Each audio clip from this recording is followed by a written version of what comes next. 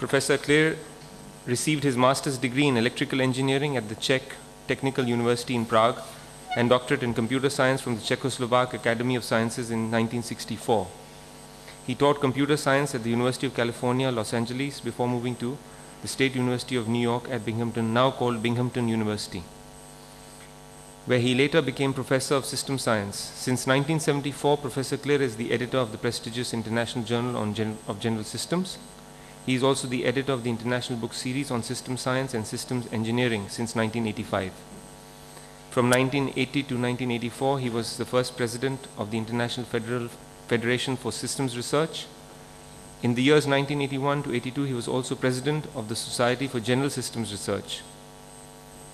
He was president of the North American Fuzzy Information Processing Society from 1988 to 1991 and the International Fuzzy Systems Association, IFSA, from 1993 to 95. He has received numerous awards and honors, including 5 honorary doctoral degrees, the Gold Medal of Bernard Bolzano, Lotfi Zadeh Best Paper Award, the Kaufman Gold Medal, SUNY Chancellor's Award for Excellence in Research, IFSA Award for Outstanding Achievement, and the prestigious IEEE CIS Society Fuzzy Systems Pioneer Award. He's known for his path-breaking research in the area of generalized information theory, fuzzy set theory, fuzzy logic theory, and generalized measures and soft computing. We also know him through his textbooks, his seminal books on fuzzy sets and systems, which are a must-read for everybody who wants to research in the area. Professor Klir. Thank you very much, Professor Kumar, for your kind introduction. Okay, now Professor Rao mentioned that he was used to long lectures. Now, I think I am used to even longer lectures, typically 3 hours. But don't worry, I will behave, and we have a strong chairman anyhow to kick me out at the right time. So I would appreciate if you ring the bell. Now, my challenge is that to cover this topic, I would need these 3 hours to be comfortable. Now, I shortened that to 1 hour presentation, but now I have to present it in 40 minutes. So I have to cut something or do something very quickly. So next slide, I will show you what. So the first, before I go into actually this topic, which is the main topic of the presentation, generalized information theory in system science, I have to quickly introduce some basic ideas about system science and some basic ideas about generalized information theory. So these 3 topics will be covered in a very conceptual level. Although a lot of mathematics is involved there, I will cover them strictly conceptually. And, but I thought that I would go after that to theories of imprecise probabilities, which are kind of exemplifications of the ideas of generalized information theory. And here I had some transparencies prepared which are showing a little bit the touch of the formalism. But I think it will be smart to skip this one because I just will not have the time or go through it at the speed of light. Okay, and then some conclusion. Okay, next one. So starting with the system science, I would start with a common sense conception of systems. And of course, conception we get when we go into common sense dictionary and read what it says about the concept of systems. Now here we read that systems is a set of arrangements of things so related or connected as to form a unity or organic whole. And there are variations in different dictionaries, but basically say the same. Now, so if you look at that, we can see that there is a kind of set of things, that's one component, and there is a relation or connection among these in some way.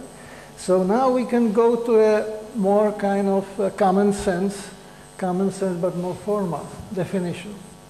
So here a system would be defined as a pair where the first component consists of a set of things and the second component will consist of a relation among these things. Now this is extremely simple viewpoint, but at the same time it is the most general one. Every system must fit into that scheme. Now, each of these components can be extremely complex. Here, instead of one set, we can have a set of sets, of course. That set can be set of sets. That set can be power sets.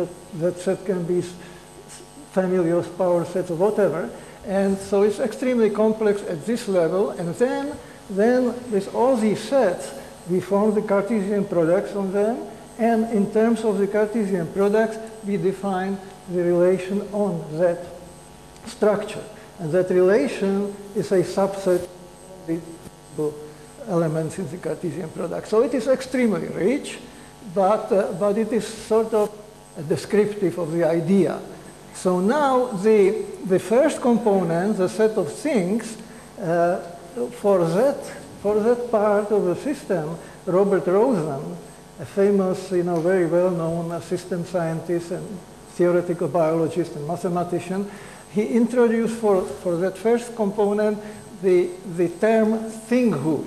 He said, well, this is the thinghood part or thinghood property of the system. And then for the second part, he introduced the concept systemhood.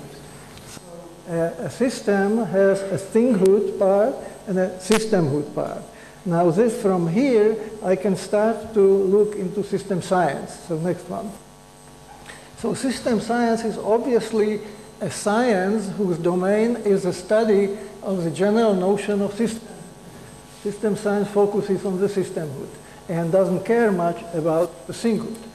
Now, due to the focus on systemhood rather than the thinghood, system science is fully cross-disciplinary from the standpoint of the classification of science. So that's very important, that it is cross-disciplinary. So therefore, it is not a science in the classical sense. In other words, it is not addition to the sciences. It is totally orthogonal to the classical classification of sciences. So that's another kind of implication. Now, the study of systemhood becomes operational when the whole infinite, potentially infinite spectrum of conceivable is divided into a finite set of significant systems categories. So we can stay with this common sense definition of systems that pair, and every system will have to conform to it in some way. But this is really very difficult to work. It has very little pragmatic value. So if we want to develop actually and study, then we need to introduce meaningful, important categories of systems. Like every science, every classical science starts with some kind of taxonomy of the domain, right? Biological taxonomy or whatever. In physics, you have different areas of physics and so on. Everything is here, except it is not the science in the traditional way, but somewhat different. So we need these categories.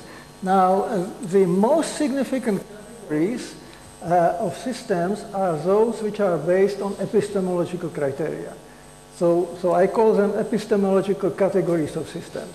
So now go to next one, and I'll to what are these categories. Systems actually can be viewed as knowledge structures in some sense. We are putting some knowledge to some kind of form, describing the particular category. So each categories are characterized by the type of knowledge. Therefore, they are called epistemological categories. And they are partially ordered by knowledge entailment. In other words, it's kind of ordering, partial ordering, and higher categories just contain it with high level of knowledge. Now, these categories can be derived in different ways.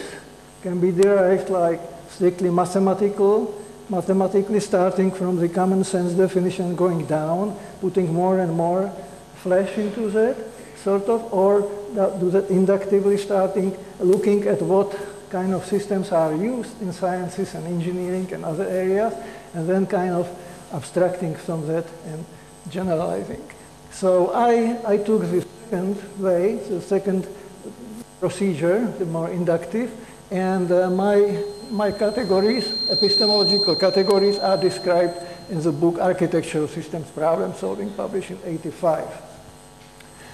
Now let me start with the categories. So the first and simplest category, and very important in some sense, is so-called experimental frame. This means that every system must be defined within some kind of frame.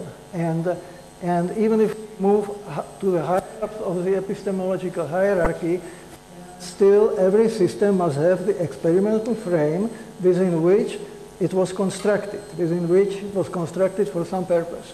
So now, what is experimental frame? And I will refer to that several times during my lecture, so it's important to realize what it is. It is a set of variables. Now, when we go into defining these categories, I am modifying, enriching the language, the conceptual language.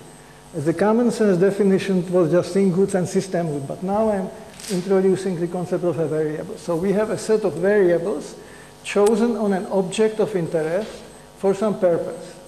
And the purpose might be prediction or retrodiction, going to the past, or diagnostics, or many other purposes, okay? Now the second is that each variable is associated with a set of states. The set of states can be finite or can be infinite, but it's a set of states. And these states may be numerical or non-numerical, entities. Now, next is that, and it is important, that there must be some supporting media within which the variables change their states, right? Because variables vary, but they must vary within some supporting medium. Now, the supporting medium typically would be one. The variable changes potentially its state in time or in space. Time might not be important, but space is important. So we would have a supporting space when the same variable you move in different location in space changes its value, or combination, space-time, or there might be also supporting medium where you have population, and when you go from one individual to another in that population, the variable we should define the population changes. So there are different kind of combinations. Not yet, please. And now in the experimental frame, it is important that we do not have any information at this level how the variables are constrained. So our relation sort of is kind of vacuous. It is there, but it is vacuous because we haven't formulated and we haven't even done any work to determine the constraint. We just defined our domain of interest and our purpose, okay? So experimental frame is a kind of starting point, but very important reference point because we are, as you will see, when we measure information, we will measure it with respect to the experimental frame. That is kind of reference. Okay, next one, thank you. Now, higher epistemological levels involve now a data system, which is where the relationship is a function from the support space to the state set.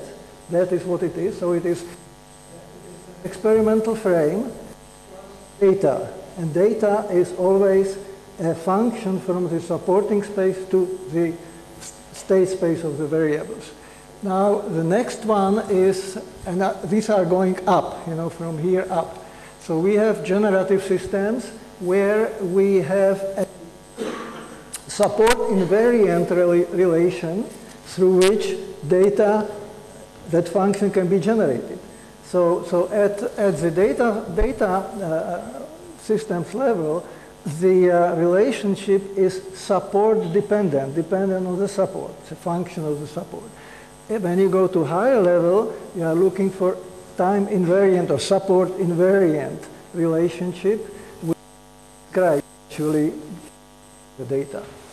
When you go to still higher levels, then we have two branches, and one branch contains so-called structure systems, and these are systems of coupled subsystems that together form an overall system. So we have now several systems which are coupled. So we have each of the systems has its own relationship, and then we have a relationship describing how they are coupled. So that is called structure system. But structure system, elements of structured systems can be also structured systems. And if that is the case, then we go to second order structure systems. And that actually, through that, we can build a hierarchical development. Similarly for metasystems, but metasystems are different in the sense that, again, we have a set of systems, but now we have a support invariant replacement procedure in the supporting medium. And that's procedure, there are different ways how that procedure can be described, but that procedure actually shows how in the supporting medium we change from one system to another according to some invariant rule, support invariant rule. Now, if the support invariance of that rule is too restrictive, then we can go to higher level metasystems again, and we can have a higher level procedure which is support invariant, and within that, the lower level procedure can vary. And we can go to any number of, recursively in any number of levels we want, like with the structure system. Next one. Here is a kind of part of that epistemological hierarchy of systems where these circles represent the individual categories of systems, where here is the experimental frame, data systems, generative systems, and then here that wing is devoted to the structure systems of first order, second order, etc. This wing is devoted to metasystems, again, of first level, second level, third level here. And then of course, first level here, second level here. This is denoted as S square, second order structure system of this type, or this type, or this type. And on the other side, we have something similar where we have metasystems of different three types. Then we have second order metasystems, and of course, we can go further to third level and so forth. That's not limited.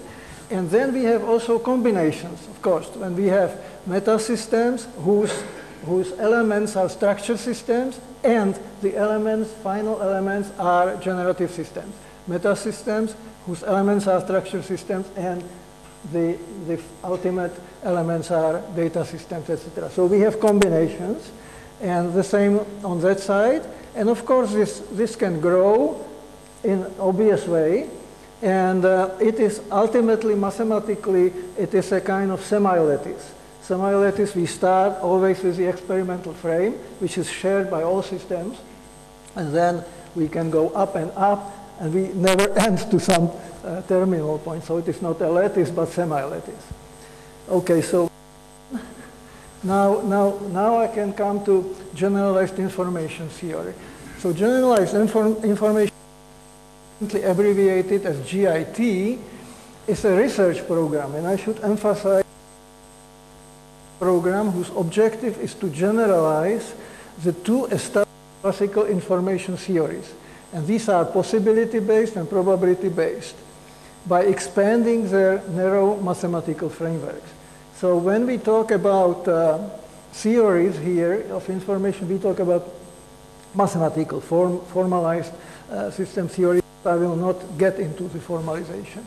Now, the notion, the research in this area started somewhere in late 80s, and in a paper published in Physicists and Systems Journal, I introduced for the first time the program, the name, Generalized Information Theory, and what is the program of that research, and that name, technical term, so it is routinely now used.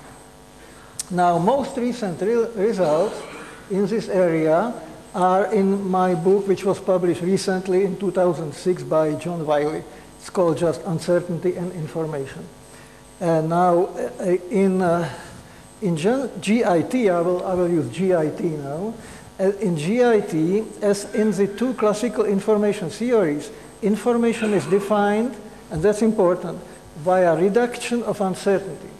So this kind of information we deal with is a rather limited notion of information. It's information which is strictly defined. Therefore, it is appropriate to avoid any confusion with other kind of information, because information is very rich.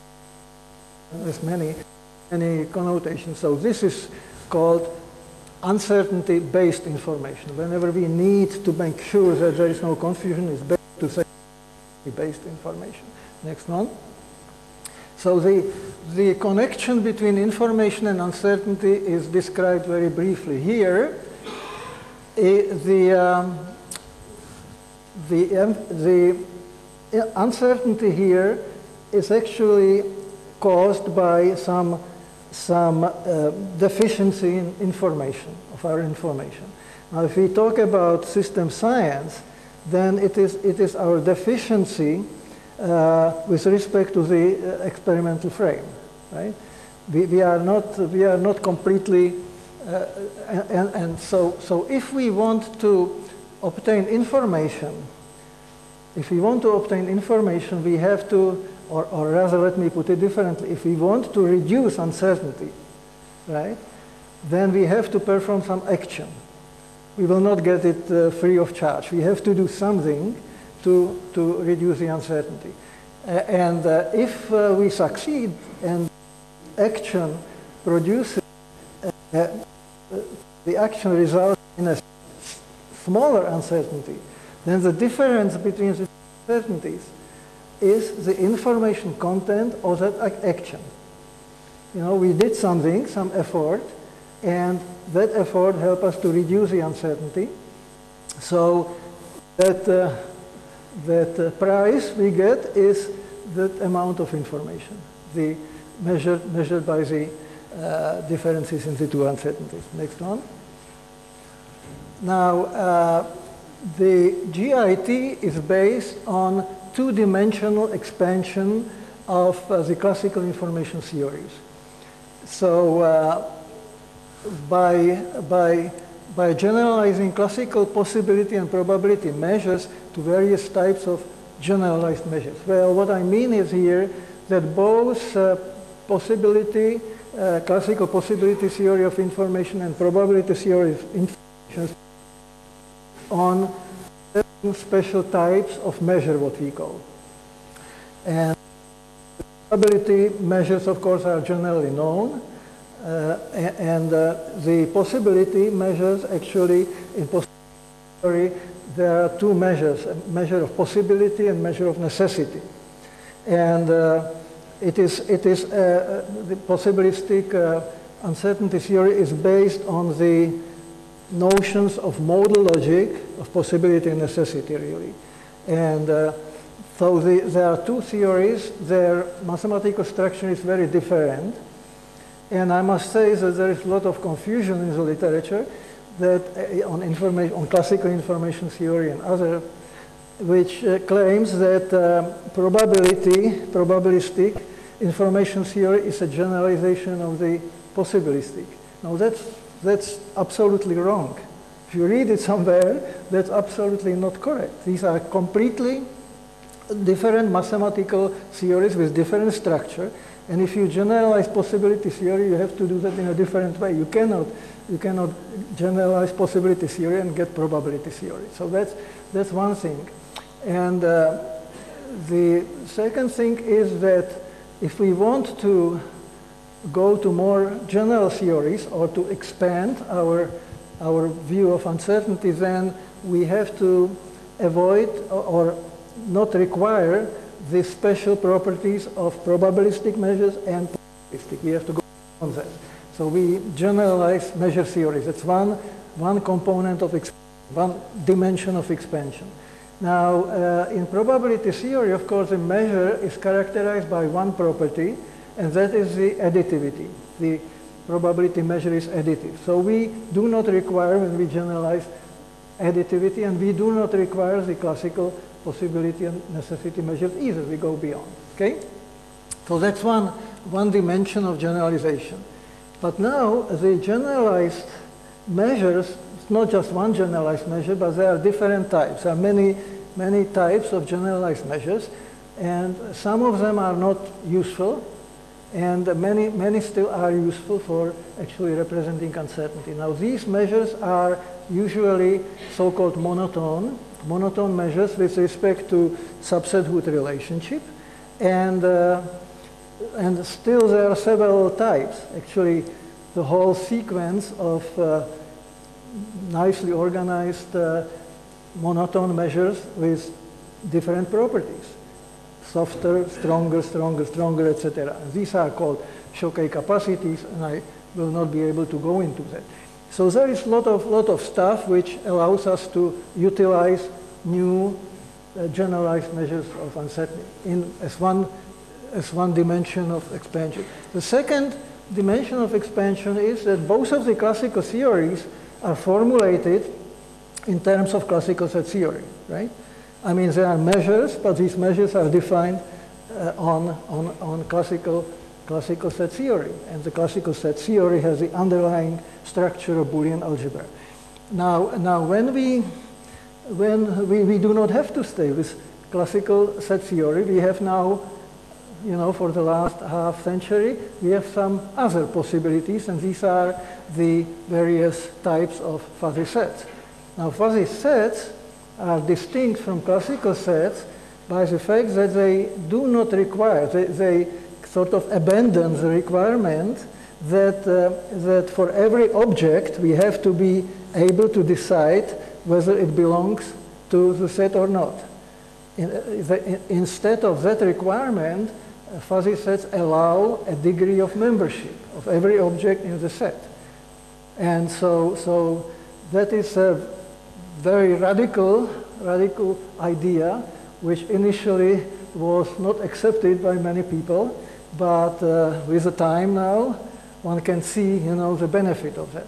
Certainly, one extremely important benefit is that fuzzy set theory and fuzzy logic and fuzzy systems and all the other areas, they allow us to deal with knowledge represented in natural language and actually deal with that in a mathematical way and do something with that on computer, even though in natural language we have a lot of vague concepts which would not be describable in classical way. So the fuzzy sets actually represent the second dimension in which we expand the classical information theories. Now fuzzy sets, again, I mentioned there are several types, so we have more than one type. So now if we go further, now we can see that we can now, let me close what I mentioned before, that when we use these two dimensions, expansion to more general measures and expansion to non-classical sets, then every combination, one generalized measure and one type of fuzzy set would obviously, when you use them together, will form one new uncertainty theory. So this expansion actually explodes. The number of uncertainty theories suddenly which exist explodes. Of course, there are some subsets of these theories which have very common properties, and you can work with them as a package. So you can work with certain subsets, or even with all of them, as a set of theories. You do not have to strictly work with one theory, but you have to work with a set of theories. Okay, so no. Now, when we want to develop any of those theories which I mentioned, then we have to formalize the uncertainty function, so-called, in that theory. So I denote the uncertainty function by u here, lowercase u, and then later we will have another function here, capital U. So the lowercase u is the function by which we formalize that type of uncertainty which the theory stands for. And example would be, of course, probability measure, so probability function. Now, when we formalize this by the appropriate set of axioms, which comes from the definition of the measure and definition of the fuzzy set, which is used. Then we have to develop the calculus. We have to now manipulate that type of uncertainty, that uncertainty function, right? Like in probability theory, we have probabilistic calculus to manipulate. So that's the second level. Now the third level is where we finally measure the amount of uncertainty associated with each uncertainty function, okay? So if we have probability function here you have a measure which for every probability function, probability measure will give you some number which measures the amount of uncertainty associated with that probability measure, okay? Now that function, as an example, in probability theory is the Shannon entropy, the very well-known Shannon entropy. But now when you go to other theories, then this changes. You know, you have to look for new functionals. And finally, at the fourth level, we have to develop methodological aspects of the theory, and those involve some principles which I will hopefully mention. Okay? So now the functional which I mentioned, which for every uncertainty function will produce a number which expresses a measurement, the functional u, is a very difficult issue. I worked mostly in that area, so I know how difficult it is, because if you want to measure, then you have to be sure that the measuring instrument you use actually measures something significant, that you cannot just say something which seems reasonable and use it as a measure. I see it again and again in the literature that some people use ad hoc ideas which look good, but they measure some nonsense. So you have to be careful, and to be careful means that you have to look at some properties which that function must satisfy to be meaningful, to be acceptable as a measurement instrument, okay? So this is a measurement instrument, not physical, but abstract measuring instrument. And well, I probably should not go into the details because I have no time. I can look in panic in my watch. But this is very important. A set of properties you have to define which are absolutely essential for every functional u to satisfy. That's not the end of that business, because once you find some functional which you can show satisfies all the required properties, that's still not sufficient, because you have to show that it is the only functional which satisfies these properties, right? That is called the proof of uniqueness, and you have to, for every new theories, you have to go through that, or every class of theories. You have to go and actually find that functional and then show the uniqueness. Now, we have done a lot of work over the years. It started in early 90s, and during the last less than 20 years, tremendous progress. But these are difficult problems. Sometimes takes a long time before one can find and prove an acceptable functional. Okay? Now in information in systems. Now, I look at that every system is constructed within a chosen experimental frame for some purpose. Okay, I already described it. Now, the system is ultimately a formal description of some type of constraint among the variables of the experimental frame. Okay, that is what we are doing when we construct systems. We are trying to find the constraint among the chosen set of variables which are defined in the experimental frame. Now, the constraint, and this is important, the constraint is utilized in a purposeful way for restricting states of some variables on the basis of known states of other variables, right? This I mean, for example, if I know the states, what I call input variables, I'm interested what is the output variable. Now, if the output variable is not unique, then I have uncertainty, right?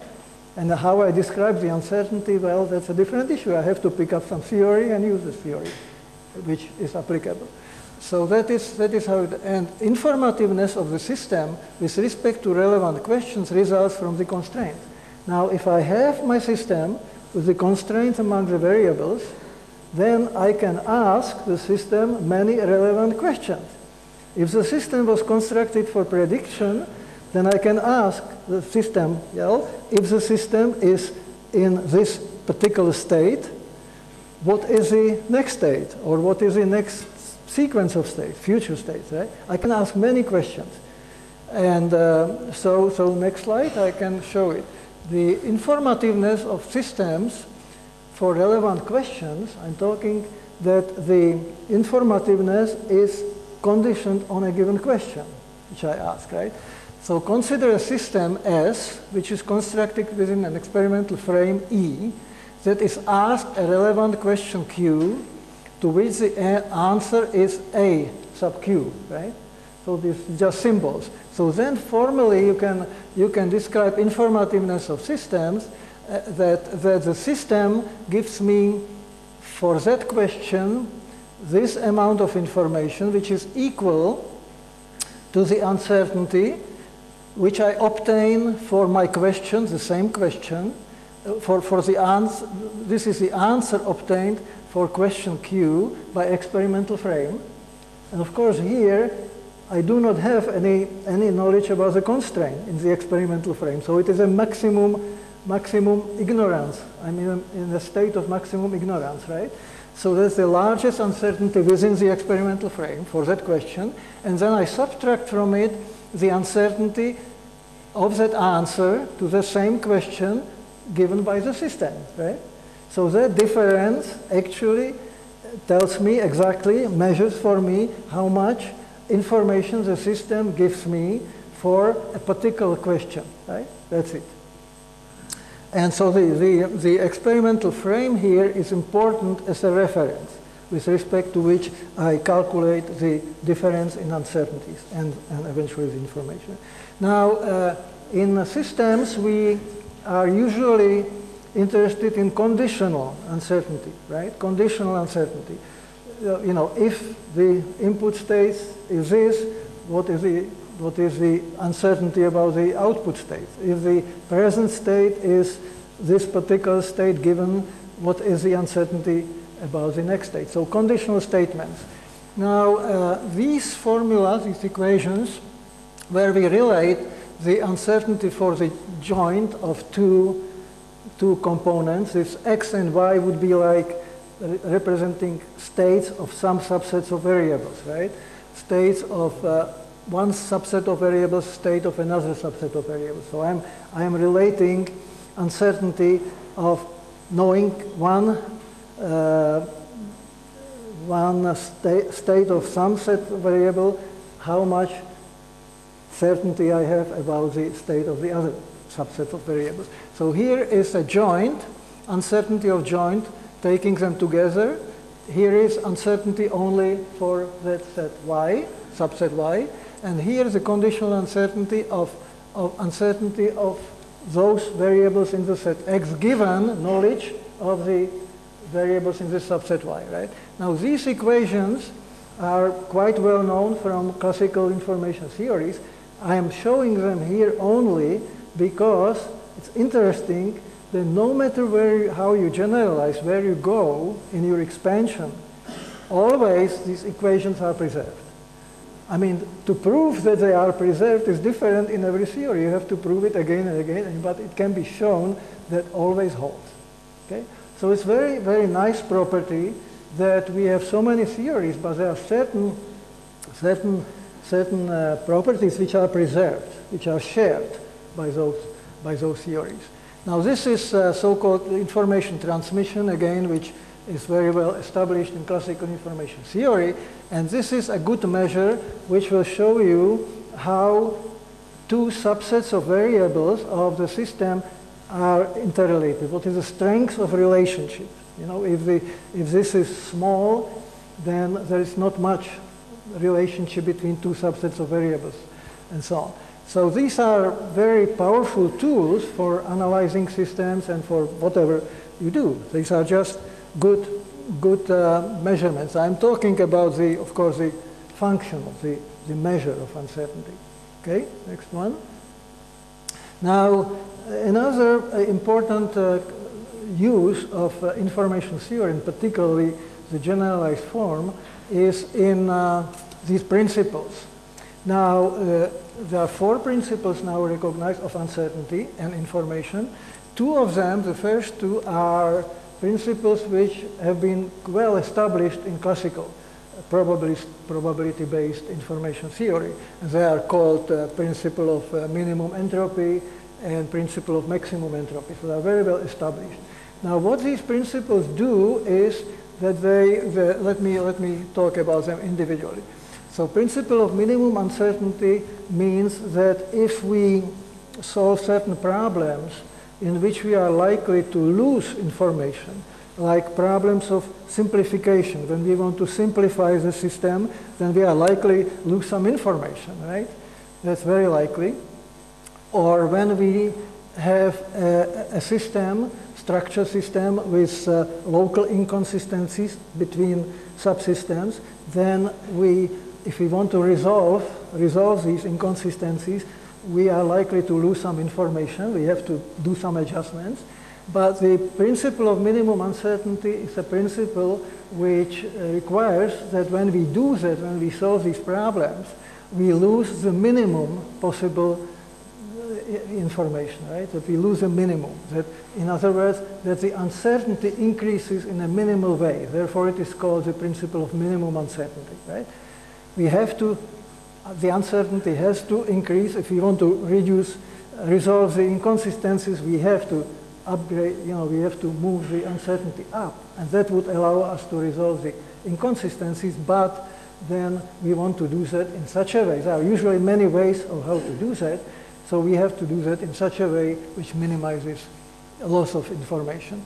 Now, principle of maximum uncertainty is a principle which allows us to move to answer questions which are not strictly determined by the information which we have. We want to go beyond information which we have. This is called ampliative reasoning.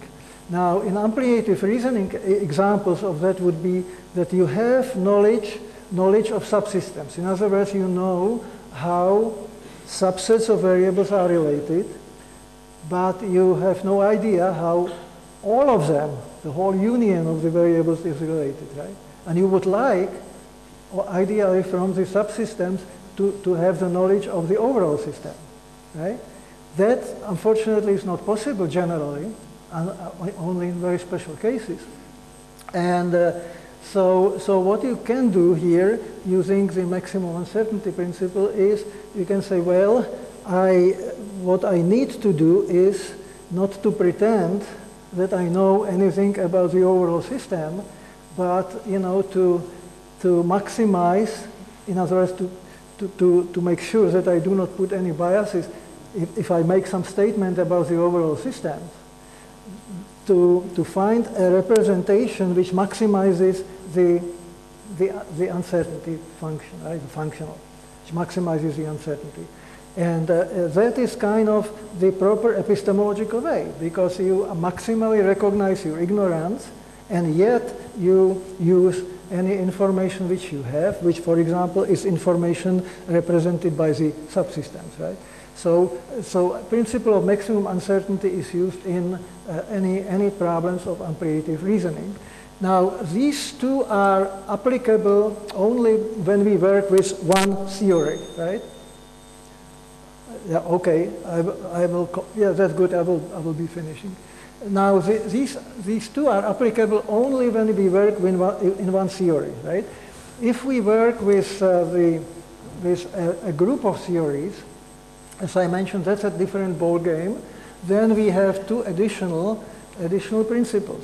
And the first one is a principle of uncertainty invariance, and that says that if I have now more theories, and I am working in one, and for some reason I would like to move to another theory, for example, it is easier to handle, or whatever reasons I may have, then I would like to preserve the amount of uncertainty, or the amount of information, if you like.